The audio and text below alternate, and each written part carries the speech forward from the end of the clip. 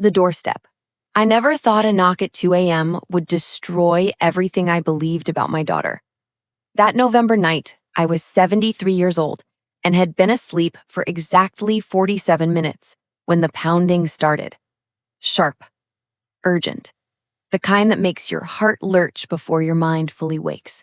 I didn't know then that the boy shivering on my porch, the grandson I'd only seen in photographs, would become the single most important person in my life. Or that 12 years later, his mother would return with a lawyer and try to take everything we'd built together. The cold hit me first when I opened the door. Then I saw him.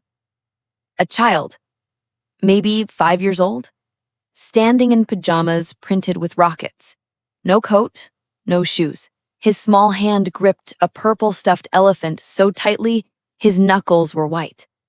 Behind him, tail lights were already disappearing down my street. "Hello, sweetheart," I said, my voice shaking. "Are you—" He wouldn't look at me. His eyes fixed on something past my shoulder, and he rocked slightly, forward and back, forward and back. A low humming sound came from his throat. There was a note pinned to his pajama top. "Mom, this is Daniel. He's 5. He has autism. I can't do this anymore. I tried. I really tried. But I'm 27 and I have a whole life ahead of me, and he doesn't even talk, and I just can't. I know you'll think I'm a monster. Maybe I am, but he'll be better with you. You always wanted to be a grandmother anyway. Don't try to find me. Grace." My daughter's name at the bottom felt like a slap. I read it 3 times, standing there in my doorway while my grandson hummed and rocked and stared at nothing, while the November wind cut through my nightgown, while my world tilted sideways and refused to right itself. My Grace, the little girl who used to make me daisy chains and sing made-up songs about butterflies. The teenager who painted her walls purple and dreamed of being a photographer. The young woman who'd gotten pregnant, moved to California, and slowly stopped calling. She just abandoned her child on my doorstep, like a package she no longer wanted. "Daniel," I whispered. He hummed louder. I looked down the empty street where her car had vanished. Part of me wanted to scream. Part of me wanted to call the police. Part of me wanted to collapse right there on the porch and sob for the daughter I'd lost, for the grandson I'd never known, for the life I'd carefully built that had just shattered into pieces. Instead, I knelt down. "Daniel, sweetheart, I'm your Grandma Margaret. It's very cold out here. Would you like to come inside where it's warm?" He didn't respond, didn't look at me, just kept rocking, kept humming, kept holding that elephant. I waited. The cold seeped into my bones. My knees ached against the concrete. But I waited, because something told me that patience was going to be the most important thing I could offer this child. Finally, after what felt like hours but was probably 3 minutes, he took 1 step forward, then another. Then he walked past me into my house, still humming, still not meeting my eyes, and stood in the middle of my living room like he was waiting for instructions from somewhere far away. I closed the door behind us and locked it. That's when I noticed his feet were bleeding. The first week was hell. There's no other word for it. Daniel wouldn't sleep in the guest room I'd prepared. He screamed, a sound so raw and desperate it made my chest hurt whenever I tried to guide him toward the bed. He would only sleep on the floor of my closet, curled around that purple elephant, with the door open exactly 4 inches. He wouldn't eat anything except plain crackers and apple slices cut into perfect squares. No skin, no imperfections. I learned this after he threw a bowl of soup across the kitchen and then sat in the corner, hitting his head against the wall until I figured out what he needed. He didn't speak, not a word. He hummed and sometimes made sounds that might have been trying to be words, but mostly he was silent except for the humming. And he lined things up. Everything. My spoons, my books, the shoes in the hallway. If I moved something, he'd notice immediately and fix it rocking and humming until the order was restored. I was exhausted, terrified, completely out of my depth. On day 3, I called Grace's number. Disconnected. I tried her email, bounced back. I searched social media and found her accounts deleted. She had erased herself from our lives as completely as if she'd never existed. On day 5, I sat on my kitchen floor at 4 a.m. while Daniel lined up crackers on the living room rug, and I cried. Not quiet tears, ugly, gasping sobs that came from somewhere deep in my chest where I'd been storing up exhaustion and grief and fury.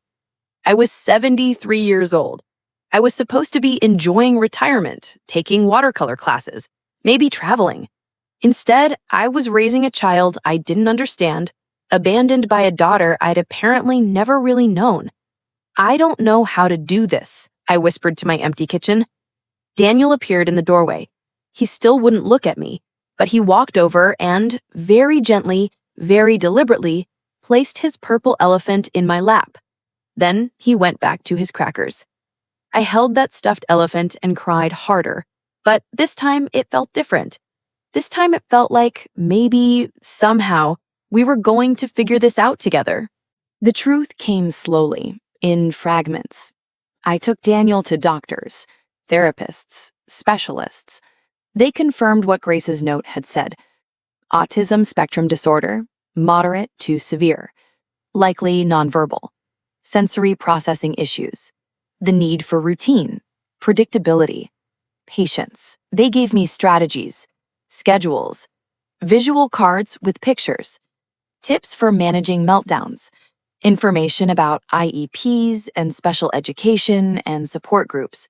But what they couldn't give me was time, or energy, or the kind of bone-deep understanding that comes from knowing a child since birth.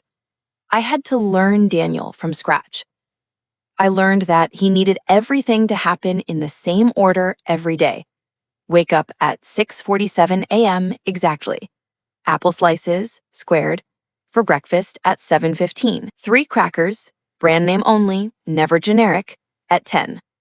Lunch at noon, dinner at 5:30, bath at 7. Floor of closet at 8:15. I learned that he couldn't handle certain sounds. The vacuum cleaner sent him into screaming panic. So did the doorbell, and my old coffee grinder, and the TV on anything but the lowest volume. I learned that he loved 3 things: his purple elephant, whose name I eventually discovered through endless patient repetition, was Ollie, perfect patterns, and anything involving numbers. Numbers. That was the key that unlocked everything. I noticed him arranging his crackers not just in lines, but in specific sequences: 2, 4, 8, 16, or 3, 6, 9, 12. He'd sit for hours creating number patterns with whatever he could find. So I bought him counting bears, then magnetic numbers, then simple math workbooks. He was 6 years old and couldn't tell me his name, but he could solve multiplication problems in his head. I sat on the floor with him one afternoon, watching him arrange colored tiles in increasingly complex patterns, and I realized something that made my breath catch. My grandson was brilliant. Not despite his autism, not in spite of his silence. He was brilliant in a way that was entirely his own, in a language I was just beginning to understand. You see the world differently, don't you? I said softly. He didn't answer, but his hand, for just a second, touched mine. Years passed. Daniel started speaking when he was 8, though speaking isn't quite right. He'd repeat things he heard, whole commercials, bits of my phone conversations, sentences from his therapy sessions. Echolalia, they called it. But slowly, so slowly, he started using words intentionally. Apple, Ollie, Grandma. That last one made me cry. We were in the kitchen. He was 9 years old. I was making his apple slices, squared, always squared, and he looked at the floor near my feet and said, very quietly, "Grandma." I set down the knife and stood very still, afraid that moving might break the spell. "Yes, sweetheart? Grandma home," he said. It took me a moment to understand. Home. This was home. I was home. He was home. He was telling me that he felt safe. "Yes," I whispered. "Grandma's home. Daniel's home. We're home together." He went back to watching his counting bears, but something had shifted. Some invisible wall had developed a crack. By the time he was 11, he was speaking in short sentences. By 13, he was having conversations, stilted, sometimes scripted, but conversations nonetheless. And the whole time, he was learning. Regular school had been a disaster. Too much noise, too much chaos, too many expectations he couldn't meet. So I homeschooled him, building everything around his strengths. Math, logic, patterns, computer programming. Computers made sense to Daniel in a way people didn't. They followed rules. They were predictable. They didn't require eye contact or small talk or understanding social cues. At 14, he built his first app, a simple thing that helped him remember his daily routine. At 15, he built one that helped other autistic kids organize their schedules using visual supports. At 17, he built something extraordinary. I wasn't supposed to understand it. Daniel tried to explain it to me several times, sitting at our kitchen table with his laptop, his words coming faster than usual because he was excited. "It's an adaptive learning algorithm, Grandma." See, most educational apps assume everyone learns the same way, but they don't, especially neurodivergent people. So my app, it watches how you learn, what works, what doesn't, and it adjusts in real time. A custom builds an educational path for each person. He looked at the wall past my shoulder. He still rarely met my eyes, but I could see the passion in his face. "Everyone deserves to learn in a way that works for their brain," he said quietly. "Not everyone's brain works the same way. Mine doesn't, but that doesn't mean I can't learn. It just means I need different tools." I reached across the table and touched his hand. He didn't pull away. "It sounds wonderful, sweetheart. I'm going to submit it to this startup competition," he said. "The prize is $50,000, but that's not really the point. The point is, if I win, investors might want to talk, and then maybe it could become a real thing. Maybe it could help people." "You'll win," I said, because I believed it. Because I'd spent 12 years watching this boy work miracles with numbers and code and pure determination. He didn't win. He didn't even place in the top 10. I held him while he cried, something he'd only started being able to do in the last few years. And I felt rage burning in my chest. Rage at judges who couldn't see genius when it was right in front of them. Rage at a world that had so little space for people like my grandson. "They're fools," I told him. "Daniel, they're absolute fools. Maybe the app isn't good enough," he whispered. "The app is revolutionary. They're just not ready for it yet." But he was heartbroken, and I didn't know how to fix it. 2 weeks later, his email pinged, then pinged again, then didn't stop pinging. Someone had written about his app on a tech blog. Somehow, it had gone viral. Investors were reaching out, schools for special needs kids wanted to pilot it, parents of autistic children were begging for access. Within a month, Daniel had more offers than he could process. Within 6 months, he'd launched the app with backing from a venture capital firm that specialized in educational technology. Within a year, it had been downloaded 2.3 million times and had earned Daniel, my quiet, brilliant 21-year-old grandson, who still slept on my closet floor sometimes when the world got too overwhelming, $3.2 million. I stood in our kitchen the day the final payment cleared into his account, and I couldn't breathe. "You did it," I whispered. "Daniel, you actually did it." He was at the table already working on his next project, and he looked up, not quite at me, but close, and said, "We did it, Grandma. I couldn't have done any of this without you." That night, I lay in bed and thought about the child on my doorstep, the bleeding feet, the silence, the fear. And I thought about the young man in my kitchen, still autistic, still navigating a world that often didn't make sense to him, but successful, happy, whole. We had built this together. I fell asleep smiling. I didn't know that in 3 days, everything would explode. The knock came at 10 a.m. on a Tuesday. I wasn't expecting anyone. Daniel was in his room, the guest room that he'd finally, after years, agreed to sleep in, working on code. I was in the kitchen making lunch. I opened the door to find 2 people I didn't know, a woman in a business suit and a man carrying a leather briefcase. And behind them, trying to hide but failing, Grace, my daughter, 16 years older than the last time I'd seen her. Different hair, different clothes, different everything. But her eyes were the same. "Hello, Mom," she said. The world tilted. "I'm Rachel Chen," the woman in the suit said, stepping forward with a business card. "I'm Miss Shaw's attorney. May we come in?" I couldn't move, couldn't speak, couldn't process what was happening. Grace was here. After 16 years. After abandoning her son. After disappearing completely. She was here. "I think," I finally managed, "you need to leave. Mrs. Morrison, I understand this is difficult, but my client has legal rights regarding her son, Daniel Shaw, and we need to discuss—" "Legal rights?" The words came out like venom. She abandoned him on my doorstep in the middle of the night when he was 5 years old. There are complexities to that situation that— "Get off my porch." "Mom, please." Grace stepped forward. She looked tired, older. There were lines around her eyes I didn't remember. "I know you're angry. I know I have no right to ask for anything. But I need to talk to you. About Daniel.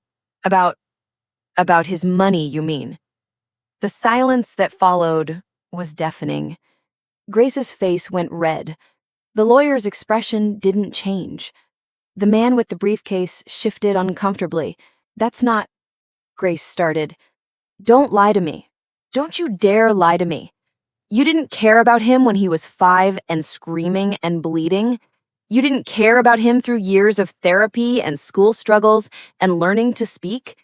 But now that he's successful, now that he's made money, now you want to talk about your legal rights? You don't understand what it was like." Grace's voice rose. "You weren't there. You don't know how hard I tried, how much I do know, because I've been raising him for 16 years. I've been the one dealing with the meltdowns and the doctor's appointments and the people who stared at him like he was broken. I've been the one teaching him and loving him and showing him that he's valuable exactly as he is. Where were you, Grace? Where the hell were you?" Neighbors were starting to look. I didn't care. "Mrs. Morrison," the lawyer's voice cut through, "my client has parental rights. According to California law, she's entitled to—" She gave up those rights when she left him on my porch with a note pinned to his pajamas. Actually, there's no legal documentation of her surrendering custody, no formal adoption proceedings, no court involvement. Which means what? You're going to try to take him? You're going to try to claim you're his mother after 16 years? "We're not trying to take him." Grace's voice was smaller now. We think it's fair that I receive partial compensation for—" And there it was, the truth, laid bare. She didn't want Daniel. She wanted his money. I felt something break inside me, some last remaining piece of hope that maybe, somehow, my daughter had come back because she'd changed, because she'd grown, because she'd realized what she'd lost. But no, she just wanted a piece of his success. "Get out," I said quietly. "Mom, don't call me that. You're not my daughter anymore. My daughter would never—" My voice broke. "Get out of my house. Get away from my grandson, and if you ever try to contact him or harass him or claim any part of what he's built, I will fight you with every breath in my body." "We'll be in touch," the lawyer said, handing me a business card. I ripped it in half. They laughed. Grace looked back once, her face streaked with tears, and part of me, Some small, traitorous part wanted to call her back, wanted to understand, wanted to fix this. But I couldn't, because Daniel had appeared in the hallway behind me. "Was that my mother?" he asked quietly. I made tea. It's what I always did when the world got overwhelming. Tea and sitting at the kitchen table and taking things one moment at a time. Daniel sat across from me, holding his mug but not drinking, his eyes fixed on the table's wood grain. "Yes," I finally said. "That was Grace, your mother. She wants money?" It wasn't a question. Daniel had heard everything. Of course he had. "Yes, she doesn't want me, just the money I made." "Daniel, it's okay, Grandma." He looked up. Not quite at my face, but close enough. I already knew she didn't want me. She left me. That's what leaving means. She made her choice. My heart shattered. Sweetheart, that wasn't your fault. What she did, none of that was about you. It was about her own limitations, her own... I know. His voice was calm, matter of fact. My therapist explained it. Some people can't handle having a child with autism. Some people aren't equipped for it. She wasn't. That's not my fault, and it's not her fault. It's just reality. But it still hurts. Yes. He took a sip of tea. It still hurts. We sat in silence for a long time. Then Daniel said something that changed everything. "I want to give her money." I stared at him. "What?" "Not because she deserves it, not because she has a right to it, but because..." He paused, searching for words. "Because I don't want to be angry anymore. I don't want to spend energy hating her or fighting her or thinking about her. I want to give her some money, enough that she'll go away and leave us alone, and then I want to never think about her again." "Daniel, you don't owe her anything." "I know, but I owe myself peace." He finally looked at me, really looked at me, eyes meeting mine for just a second. "You taught me that. You taught me that I get to decide what I'm worth, what I deserve, and I deserve peace." I couldn't speak, could barely breathe. My grandson, who had been abandoned and traumatized and forced to rebuild himself from nothing, was choosing forgiveness, not for her sake, for his own. "How much?" I finally whispered. $50,000. That's what the startup competition prize would have been, the one I didn't win. I'll give her that with a contract that says it's the only money she'll ever get and that she gives up any legal claim to me or my work or my life. And if she refuses, if she tries to fight for more, then we fight back. His voice was steady, certain. But I think she'll take it. I think she just wants money, and if we give her some, she'll go away. He was right.